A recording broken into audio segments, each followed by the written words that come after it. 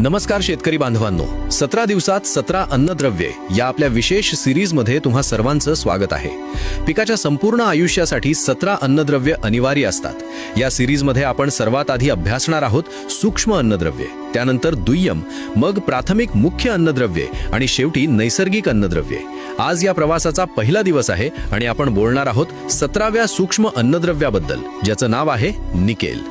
शेतकरी मित्रांनो, वनस्पती शास्त्रानुसार म्हणजेच बॉटनीनुसार 1987 मध्ये डाल्टन आणि त्यांच्या सहकार्यांनी निकेलला 17वं अत्यावश्यक अन्नद्रव्य म्हणून मान्यता दिली.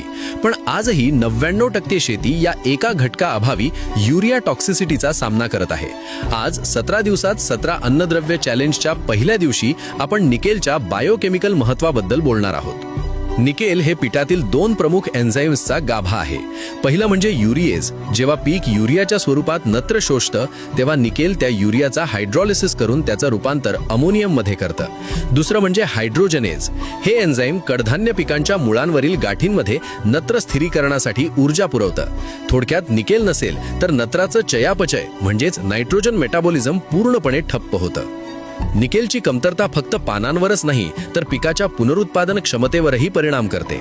याच्या कमतरतेमुळे पिकात लॅव्हेंडर रंगाची लक्षणे दिसू शकतात किंवा पानांच्या टोकावर मृत पेशींचा संचय होतो, ज्याला लीफ टिप नेक्रोसिस म्हणतात. संशोधनानुसार निकेल अभावी पिकांमधील बियांची उगवण क्षमता 50% खालावू शकते, कारण निकेल भ्रूणाच्या विकासासाठी अनिवार्य आहे. जमिनीत निकेल असूनही ते पिकाला का मिळत नाही? जर तुमच्या जमिनीत झिंक किंवा कॉपरचा अतिवापर झाला असेल तर स्पर्धात्मक शोषणमुळे पीक निकेल घेऊ शकत नाही.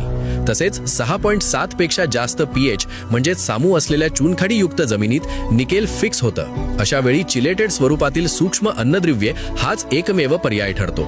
शेतकरी मित्रांनो, आपली शेती ही एखाद्या प्रयोगशाळेपेक्षा कमी नाही.